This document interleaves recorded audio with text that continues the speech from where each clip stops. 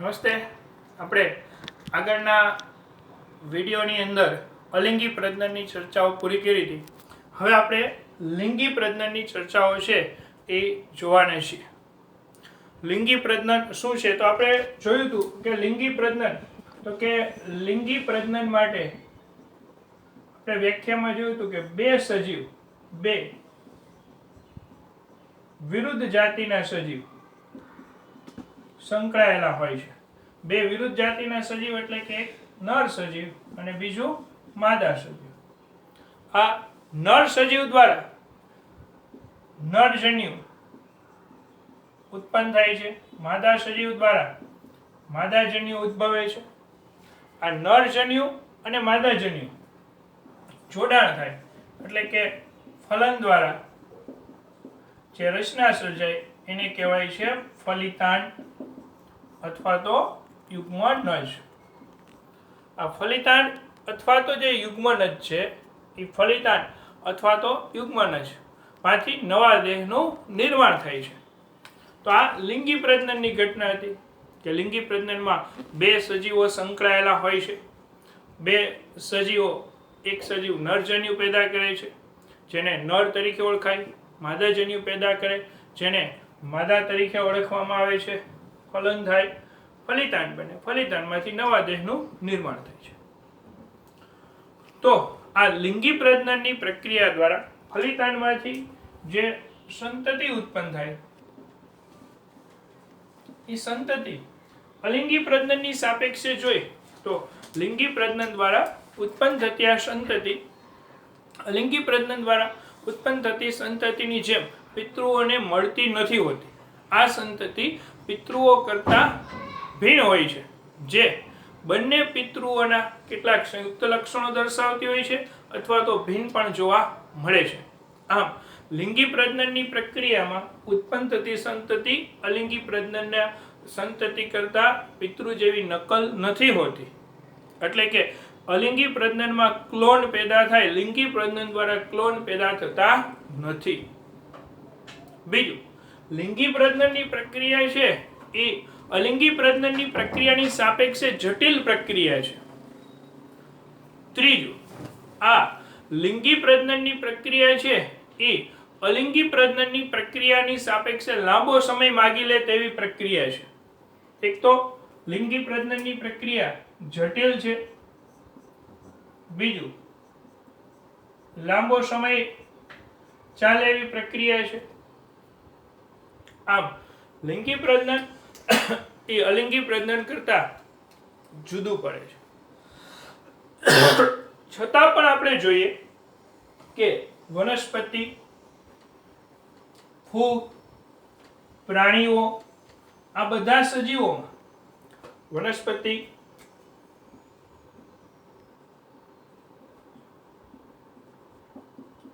પ્રાણીઓ, ફૂગ આ બધા સજીવો છે તો બધા સજીવો બાહ્યાકાર દ્રષ્ટિએ કે પછી અંતઃરચનાની દ્રષ્ટિએ કે પછી દેહધાર્મિક દ્રષ્ટિએ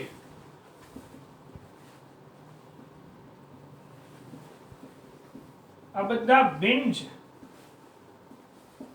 ઉદાહરણ તરીકે હું તમને સમજૂતી આપું કે વનસ્પતિના કોષ દિવાલ હોય, ફૂગમાં કોષ દિવાલ હોય, પણ પ્રાણીઓમાં કોષ દિવાલ ના હોય.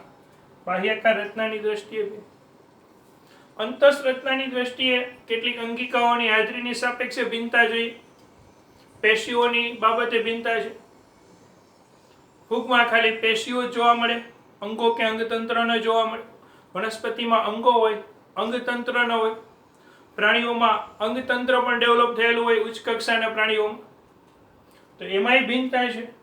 દેહધાર્મિક દ્રષ્ટિએ વનસ્પતિ પ્રકાશ સંશ્લેષણની પ્રક્રિયા દ્વારા ખોરાક બનાવી શકે છે, ફૂગ પ્રાણીઓ પર અવલંબી છે. તો આ બધી બાબતે વનસ્પતિ, પ્રાણીઓ, ફૂગ ભિન્નતા દર્શાવે છે. છતાં પણ આ સજીવોમાં લિંગી પ્રજનન બાબતે સામ્યતા છે. આ સજીવોમાં લિંગી પ્રજનન બાબતે સામ્યતા છે. તો આ સજીવોમાં લિંગી પ્રજનન માટે કઈ સામ્યતા છે એની ચર્ચા આપણે જોઈએ કે લિંગી પ્રજનન દર્શાવતા પ્રાણીઓમાં લિંગી પ્રજનન સજીવોમાં 3 તબક્કા જોવા મળે છે. પહેલો તબક્કો જેને જુવેનાઇલ તબક્કો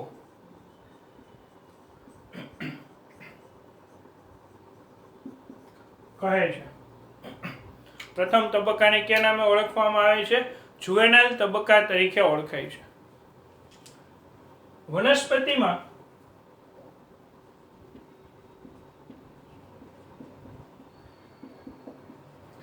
એને વાનસ્પતિક તબક્કો કહેવાય છે. પ્રાણીઓ માટે જુવેનાઇલ તબક્કો કહેવાય, વનસ્પતિ માટે વાનસ્પતિક તબક્કો કહેવાય. જુવેનાઇલ અથવા તો વાનસ્પતિક તબક્કો એવો તબક્કો છે કે જેના દરમિયાન સજીવોમાં પ્રજનન ક્ષમતા હોતી નથી, એ પ્રજનન દર્શાવી શકતા નથી. આ તબક્કા દરમિયાન આ સજીવો માત્ર વૃદ્ધિ દર્શાવે છે, એના વધારો થાય છે, કદમાં મોટા થતા જોવા મળે છે, પ્રજનન અંગોનું ડેવલપમેન્ટ થતું જોવા મળે છે, વૃદ્ધિ થાય છે, કદમાં વધારો થતો જોવા મળે છે.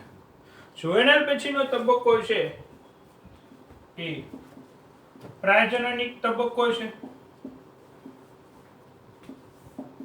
પ્રજનનિક તબક્કો એટલે સજીવોનો એવો તબક્કો કે જે તબક્કા દરમિયાન સજીવો પ્રજનન દર્શાવે, પ્રજનનની શરૂઆત. વનસ્પતિમાં પ્રજનનિક તબક્કો તમે કોને ગણશો? તો કે સાહેબ વનસ્પતિમાં પુષ્પસર્જન થાય એટલે એના પ્રજનનિક તબક્કાની શરૂઆત છે થઈ ગયેલી છે એમ કહી શકાય. વનસ્પતિમાં પુષ્પસર્જન દ્વારા પ્રજનનિક તબક્કાની શરૂઆત થઈ. પ્રાણીઓમાં તો કે પ્રાણીઓમાં પ્રજનન કોષોનું નિર્માણ શરૂ થાય ત્યારે પ્રજનનિક તબક્કો શરૂ થઈ ગયો છે એમ કહેવાય. પ્રજનન કોષોનું નિર્માણ પ્રાણીઓમાં એટલે કે અંડકોષ શુક્રકોષનું ઉત્પાદન શરૂ થાય ત્યારે પ્રાણીઓમાં પ્રજનનિક તબક્કો શરૂ થયેલો છે એવું આપણે કહી શકીએ. વનસ્પતિની અંદર પ્રાણીઓમાં આ પ્રજનનિક તબક્કો જુદા જુદા સજીવોમાં જુદો જુદો હોય છે. આપણે જોઈએ તો પ્રજનનિક તબક્કો ક્યારે શરૂ થશે એનો આધાર સામાન્ય રીતે સજીવોની વય ઉપર રહેલો છે. જે સજીવોની વય વધારે હોય એમાં પ્રજનનિક તબક્કો મોડો શરૂ થાય. જે સજીવોની વય નાની હોય એમાં પ્રજનનિક તબક્કો વહેલો શરૂ થાય.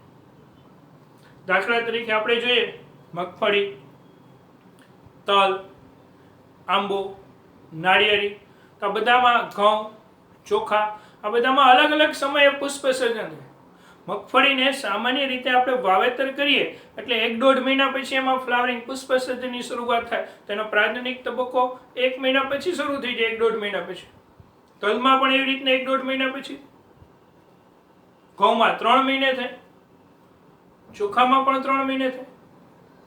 તો કેરીમાં આંબાના રોપનું વાવેતર કર્યા પછી 4 થી 6 વર્ષ પછી એમાં પુષ્પસર્જનની શરૂઆત થાય. તેનો પ્રજનનિક તબક્કો 4 થી 6 વર્ષ પછી શરૂ થાય.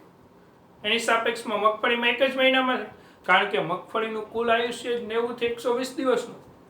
90 થી 120 દિવસમાં મગફળીનો છોડ પોતાની બધી અવસ્થાઓ પસાર કરીને મૃત થઈ જાય.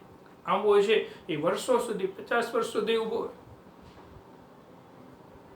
આપણી અંદર મનુષ્યની ચર્ચા કરીએ તો આપણા મનુષ્યમાં પ્રજનનિક તબક્કાની શરૂઆત ક્યારે થાય? 12 થી 14 વર્ષે. નાળિયેરીમાં સામાન્ય રીતે 6 થી 8 વર્ષે પ્રજનનિક તબક્કો. નાળિયેરીનો રોપ વાવે ને પછી 6 થી 8 વર્ષે નાળિયેરીમાં ફ્લાવરિંગની શરૂઆત થાય. તો આમ કોઈ પણ સજીવમાં પ્રજનનિક તબક્કો ક્યારે શરૂ થાય એનો આધાર સામાન્ય રીતે એની વય ઉપર હોય છે. જે સજીવોની વય વધારે હોય એમાં પ્રજનનિક તબક્કો મોડો શરૂ થાય. જે સજીવમાં વય ઓછી હોય એનો પ્રજનનિક તબક્કો પહેલો શરૂ થાય.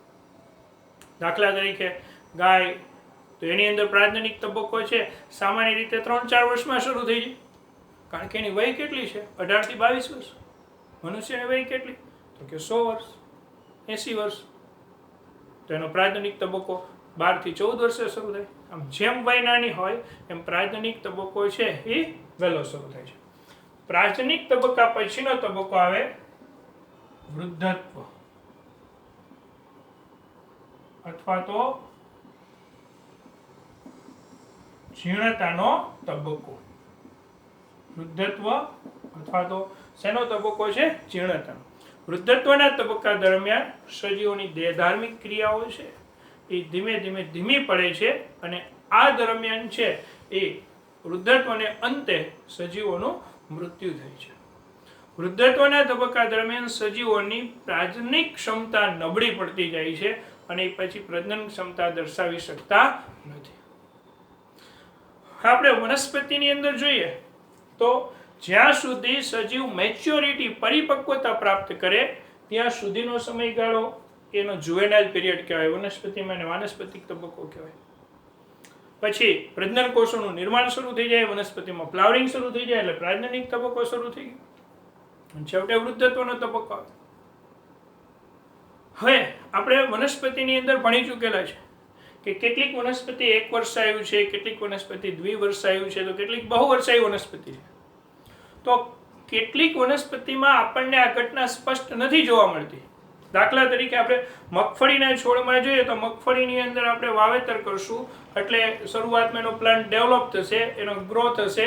આ પ્લાન્ટ ડેવલપ થાય એનો જુવેનાઇલ પીરિયડ થયો, પછી એમાં પીળા રંગના પુષ્પ આવશે, એ પુષ્પ સર્જન થશે એટલે એ પ્રાજનિક તબક્કો થયો. અને પછી મગફળીના ફળ આવશે ગ્રાઉન્ડનટ, જેને જમીનની અંદર આપણે એથી ફળ કાઢીએ છીએ. ત્યાર પછી જો આપણે ફળ નહીં કાઢીએ તો એ છોડ આપોઆપ સુકાઈ જશે અને વૃદ્ધત્વનો તબક્કો. એમાં આપણે 3 તબક્કા સ્પષ્ટ જોઈ શકીએ છીએ.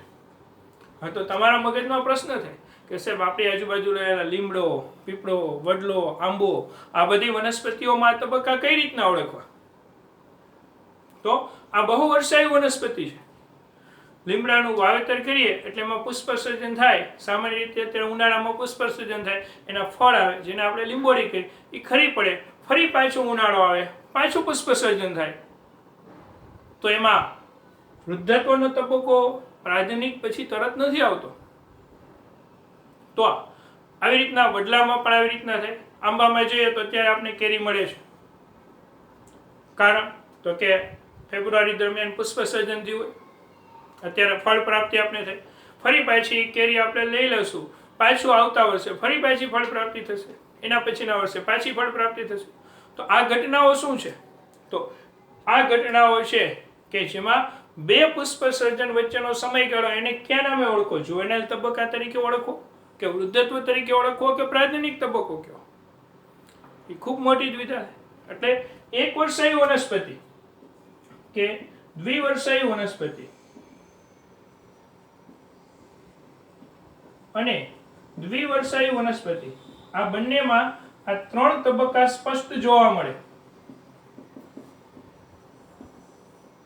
જુવેનાઇલ તબક્કો, પ્રાજનિક તબક્કો અને વૃદ્ધત્વ. પરંતુ બહુવર્ષાયુ વનસ્પતિમાં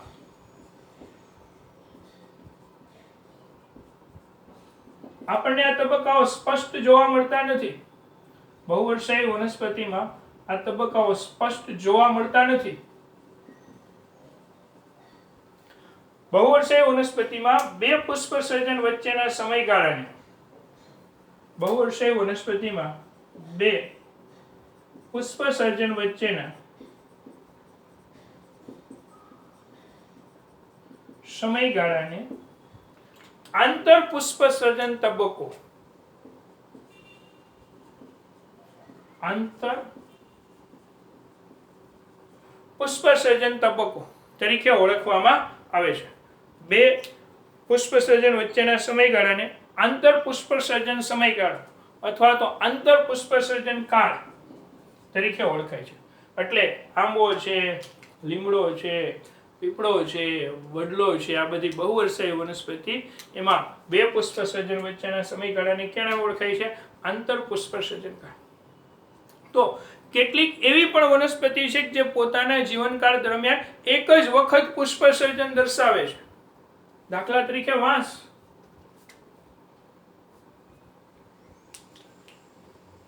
કેટલીક એવી પણ વનસ્પતિ છે કે જે પોતાના જીવનકાળ દરમિયાન એક જ વખત પુષ્પ સર્જન દર્શાવે છે. પોતાના જીવનકાળ દરમિયાન એક જ વખત પુષ્પ સર્જન દર્શાવે આવી વનસ્પતિની ચર્ચા કરીએ તો વાંસ. વાંસ 50 થી 100 વર્ષ દરમિયાન એક જ વાર પુષ્પસર્જન કરે તો એમાં આપણે એના તબક્કાઓ સ્પષ્ટ નથી જોવા મળતા. વાંસ એક વખત મોટી સંખ્યામાં એના પુષ્પસર્જન કરી સંતતિઓનું નિર્માણ કરી અને મૃત્યુ પામે. 50 થી 100 વર્ષના આયુષ્યના સમયગાળામાં એક જ વખત પુષ્પસર્જન કરે છે. તો બીજી આવી એક વનસ્પતિ છે નીલ કુરંજિત, સ્ટ્રોબિલાન્થસ કુન્થિયાના. સ્ટ્રોબિલાન્થસ કુન્થિયાના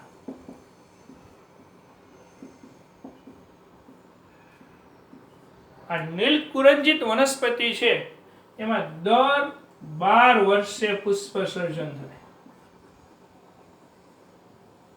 દર 12 વર્ષે પુષ્પસર્જન નીલકુરંજીમાં થાય. આપને બુકમાં એવું જણાવે છે કે નીલકુરંજીમાં 2006 માં પુષ્પસર્જન થયું હતું. વર્ષ 2006 માં પુષ્પસર્જન થયું હતું. આના પુષ્પો વાદળી રંગના પુષ્પ સર્જે. વાદળી રંગના પુષ્પ આવે. આ વનસ્પતિ આપણા પશ્ચિમ ઘાટના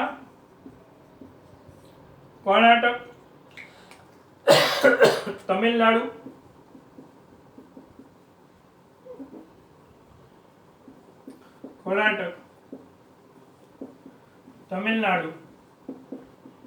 કેરાલા એના ત્રણેયનો જ્યાં સંયુક્ત વિસ્તાર જોઈન્ટ થાય છે એવા વિસ્તારમાં આવેલા જંગલોમાં જોવા મળે છે નીલકુરંજી. એના વાદળી રંગના પુષ્પને કારણે આકર્ષક દેખાવ થાય છે. 2006 માં પુષ્પસર્જન થયું હતું. આ પુષ્પસર્જન સપ્ટેમ્બર ઓક્ટોબર મહિના દરમિયાન જ જોવા મળે. પુષ્પસર્જન કયા માસમાં થાય? સપ્ટેમ્બર ઓક્ટોબર માસમાં જ જોવા મળે. 2006 પછી પુષ્પસર્જન છે એ છેલ્લે 2018 માં થયેલું છે.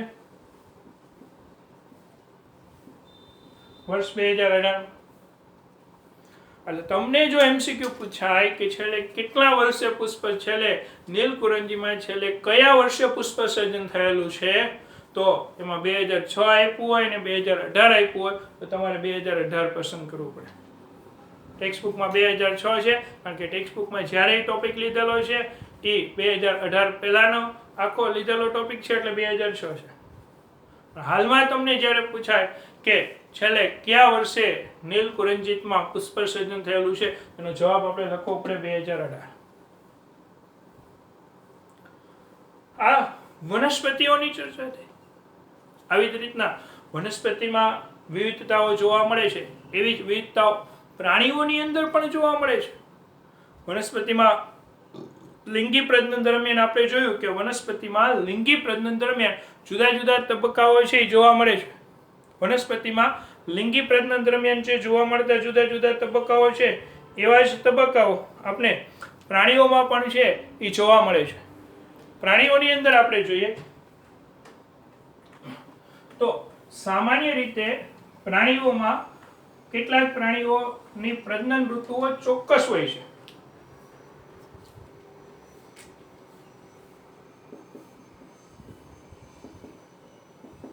પ્રાણીઓમાં ચર્ચા કરીએ લિંગી પ્રજનનની તો પ્રાણીઓમાં એના પ્રજનન ઋતુઓ ચોક્કસ હોય છે.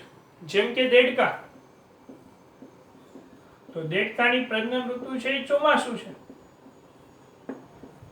મોન્સૂન સિઝન દરમિયાન જ દેડકાઓ છે એ પ્રજનન દર્શાવે છે, પછી પ્રજનન દર્શાવતા નથી. તો ગરોળી. તો ગરોળીમાં પ્રજનન ઋતુ છે એ કઈ છે તો કે સામાન્ય રીતે ઉનાળો છે. તો ગરોળી મગર ઉનાળા દરમિયાન જ પોતે છે એ પ્રજનન દર્શાવે છે, ઈંડા મૂકે છે. એવી રીતના આપણી આસપાસ જોવા મળતું પ્રાણી કૂતરા. તો કૂતરાઓ સામાન્ય રીતે જન્માષ્ટમી પછી ઓગસ્ટ મહિના પછી પોતાનું પ્રજનન દર્શાવે છે. તો આમ દરેક પ્રાણીઓને અલગ અલગ ઋતુમાં પ્રજનન દર્શાવતા જોવા મળે. હવે આપણને પ્રશ્ન એ થાય તો સાહેબ પોલ્ટ્રી ફાર્મના મરઘા જે 12 માસ ઈંડા મૂકે છે એ શું છે? તો પોલ્ટ્રી ફાર્મના મરઘા છે જે 12 માસ ઈંડા મૂકે છે, વાસ્તવમાં એમાં કુદરતી રીતે પ્રજનન નથી કરવામાં આવતું. એ ઈંડાઓ માત્ર અંડકોષમાંથી જ સીધા બનાવેલા હોય છે અંતઃસ્ત્રાવોની મદદથી. મરઘાઓને અંતઃસ્ત્રાવોના ઇન્જેક્શન આપવામાં આવે, જેના કારણે મરઘી વર્ષ દરમિયાન સતત ઈંડા મૂકે. વાસ્તવમાં મરઘી દ્વારા પણ સતત ઈંડા મૂકવામાં આવતા નથી. પોલ્ટ્રી ફાર્મમાં આર્ટિફિશિયલ કૃત્રિમ રીતે ઈંડા ઉત્પન્ન કરવામાં આવે છે, અને એટલા માટે કરવામાં આવે છે કારણ કે ખોરાકના સ્ત્રોત માટે એનો ઉપયોગ થાય છે, પોષણના હેતુ માટે જ થાય છે. એ કુદરતી રીતે પ્રજનન દર્શાવાતું નથી. અને ઈંડા માત્ર કેમાંથી બનેલા હોય છે? અંડકોષમાંથી જ. અંડકોષને અંતઃસ્ત્રાવોની મદદથી બરાબર છે ઉત્પન્ન કરવામાં આવે છે. હવે આપણે સસ્તન પ્રાણીઓની અંદર વિચાર કરીએ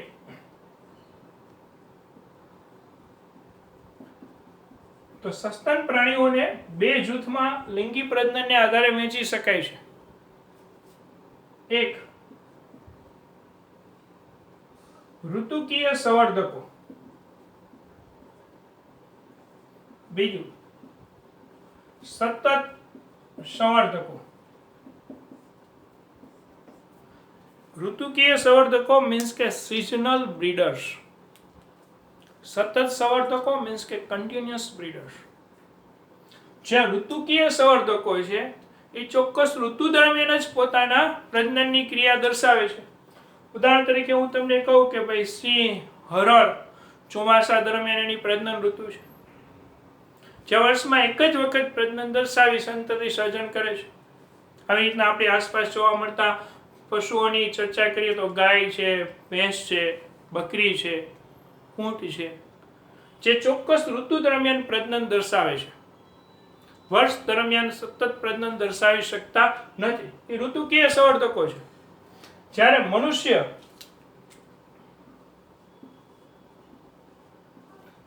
એટલે કે વાનરો, ગોરીલા, ચિમ્પાન્જી અને વાંદરાઓ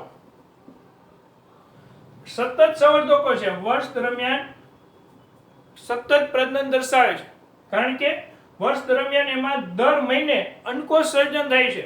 આ સજીવોમાં માસિક ચક્ર જોવા મળે છે.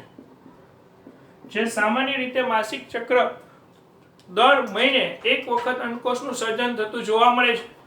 આ કારણોસર આ સજીવો છે એ સતત પ્રજનન દર્શાવે છે, વર્ષ દરમિયાન સંતતિ સર્જનનો ગુણધર્મ દર્શાવે છે. એટલે ઋતુકીય સંવર્ધકો એ વર્ષ દરમિયાન એમાં ચોક્કસ સમયે જ માસિક ચક્રની શરૂઆત થાય.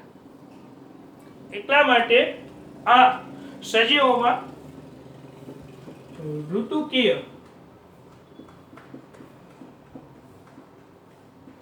ઋતુચક્ર જોવા મળે છે. એને ઋતુકીય ઋતુચક્ર ધરાવતા પ્રાણીઓ તરીકે ઓળખાય છે. નોન પ્રાઇમેટ્સ છે બધા, અને આ સતત સંવર્ધકો બધા પ્રાઇમેટ્સ. પ્રાઇમેટ એટલે આપણે સસ્તનનું આગળ વર્ગીકરણ કરીએ ત્યારે આગળ વર્ગીકરણમાં સસ્તન એક શ્રેણી આવે જે પ્રાઇમેટ તરીકે વર્તે. પ્રાઇમેટ અને નોન પ્રાઇમેટ. જે પ્રાઇમેટ છે એમાં માસિક ચક્ર જોવા મળે, ઋતુચક્ર, એટલે એને સતત સંવર્ધકો કહેવાય. અને જે નોન પ્રાઇમેટ છે એમાં ચોક્કસ સિઝન દરમિયાન જ અંડકોષ સર્જન થતું જોવા મળે, એટલે એને ઋતુકીય ઋતુચક્ર એમાં જોવા મળે છે. એને ઋતુકીય સંવર્ધકો તરીકે ઓળખાય છે. આ સતત સંવર્ધકો અને ઋતુકીય સંવર્ધકો એની ચર્ચા. હવે આપણે આગળ ઉપર જોઈએ તો જ્યારે પ્રાણીઓમાં પણ અમુક સમય સુધી જ પ્રજનન મર્યાદા જોવા મળે. જ્યારે એની પ્રજનન મર્યાદા પૂરી થાય એટલે લાંબુ આયુષ્ય ધરાવતા સજીવો છે એમાં જીર્ણતાનો તબક્કો જોવા મળે છે. લાંબુ આયુષ્ય ધરાવતા પ્રાણીઓમાં છેલ્લો કયો તબક્કો આવે તો કે જીર્ણતા અથવા વૃદ્ધત્વનો તબક્કો. જીર્ણતા અથવા તો વૃદ્ધત્વનો તબક્કો શું છે તો કે જીર્ણતા અથવા તો વૃદ્ધત્વનો તબક્કો એ એવો તબક્કો છે કે જે દરમિયાન એની કેટલીક ધાર્મિક ક્રિયાઓમાં ફેરફાર થાય છે, પ્રજનન ક્ષમતામાં ઘટાડો થતો જોવા મળે છે, અપચય ક્રિયાનો દર વધી જાય છે, ચય ક્રિયાનો દર ઘટી જાય છે, અને આ જીર્ણતા અથવા વૃદ્ધત્વને અંતે સજીવોનું મૃત્યુ થાય છે. એની કાર્યક્ષમતામાં ઘટાડો થતો હોય છે. હવે પ્રાણીઓમાં આ બધા પ્રજનનના જે ફેરફારો છે એ ફેરફારો કોના દ્વારા નિયંત્રિત થતા હોય છે? તો આ ફેરફારો સજીવોમાં ઉત્પન્ન થતા અંતઃસ્ત્રાવો દ્વારા નિયંત્રિત હોય છે. આપણે અંતઃસ્ત્રાવની અંદર 11મા ધોરણમાં જોઈ ગયા 22મા પાઠમાં કે અંતઃસ્ત્રાવો દ્વારા આ નિયંત્રિત થતું જોવા મળે છે. FSH અંતઃસ્ત્રાવ, LH અંતઃસ્ત્રાવ જે અંકોષ જનન શુક્રકોષ જનનની ક્રિયાને નિયંત્રિત કરતા હોય છે. જુવેનાઇલ તબક્કા પછી શરીરમાં આવા ચોક્કસ હોર્મોન્સ ઉત્પન્ન થાય જે કેટલાક દ્વિતીય ગૌણ જાતીય લક્ષણોનો ફેરફાર કરે, જેમ કે સ્ત્રીઓની અંદર સ્તન ગ્રંથિનો વિકાસ થવો, માસિક ચક્રની શરૂઆત થવી, જે અંતઃસ્ત્રાવો હેઠળ થતી ઘટનાઓ છે. પુરુષમાં દાઢી મૂછનો વિકાસ થવો, અવાજ છે ઘેરો બનવો, શુક્રકોષ નિર્માણ થવું, આ ઘટનાઓ અંતઃસ્ત્રાવી ઘટનાઓ છે. તો આ લિંગી પ્રજનનની ચર્ચા હતી. લિંગી પ્રજનનને અભ્યાસના સરળતા ખાતર જુદા જુદા તબક્કાઓમાં વહેંચી શકાય છે. તો લિંગી પ્રજનનની જે ઘટના છે એના તબક્કાઓની ચર્ચાઓ આપણે આવતા લેક્ચરની અંદર જોવાના છીએ. નમસ્તે વિદ્યાર્થી મિત્રો, મારા વિડીયોને લાઈક કરો, શેર કરો અને સબસ્ક્રાઈબ કરો.